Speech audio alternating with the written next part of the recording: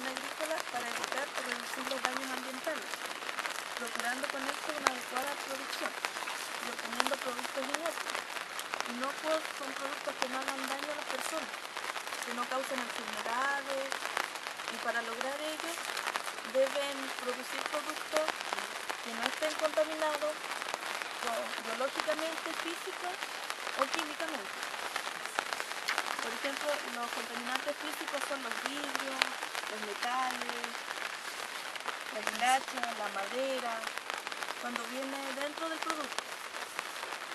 Los químicos son los plaguicidas, los residuos de medicamentos, por ejemplo los animales, los productos de limpieza, como los desinfectantes o los detergentes. Por eso tienen que ocupar solo las dosis indicadas. Y los biológicos son los insectos, por ejemplo las lechugas, los pulgones, las babosas, las tijeretas y los microorganismos patógenos dependiendo del tipo de fertilización que tengan, como las bacterias, virus, hongos o parásitos. Bueno, también deben tener precauciones con los productos fitosanitarios. Deben utilizar solamente los productos autorizados por el SAC, con el número de registro, y deben seguir las instrucciones para evitar una contaminación. Deben almacenarlos con su debida rotulación para evitar que se le confunda un producto de otro y vayan a contaminar con ellos. Deben respetar también los periodos entre la aplicación y la recolección, ya que si aplican el producto hoy día y lo recogen mañana, este producto todavía va a permanecer en la fruta o en la hortaliza, y al consumirlo se van a intoxicar.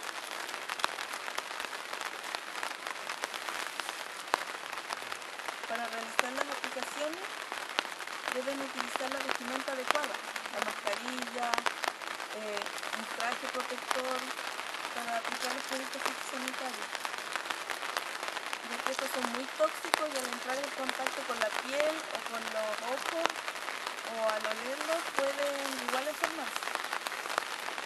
No deben reutilizar los envases de los pesticidas, es muy importante, porque por más que ustedes los enjuaguen, van a seguir conteniendo productos fitosanitarios. Y eso igual si meten una bebida y se la toman, se van a enfermar, porque va a seguir teniendo residuos. También deben poseer una ficha de aplicación de los productos fitosanitarios, para que lleven el control de cuándo le agregaron su producto y cuándo tienen que volver a agregar de nuevo. Y no deben almacenar los productos fitosanitarios con los productos hortofrutícolas, ya que ustedes no van a sacar nada con cuidar de llevar su ficha de aplicación o de no utilizar los envases, y al final van a poner la hortaliza junto con los productos fitosanitarios y igual se van a contaminar. También deben tener precauciones con los abonos orgánicos y los fertilizantes. Deben respetar el periodo entre la aplicación y la recolección, igual que lo anterior, porque igual tiene que hacer efecto en la planta el abono. Deben aplicar los abonos antes de implantarlos en el cultivo, también para lo mismo, para que desde que comience su trasplante de planta o siembra, el producto empiece a hacer efecto.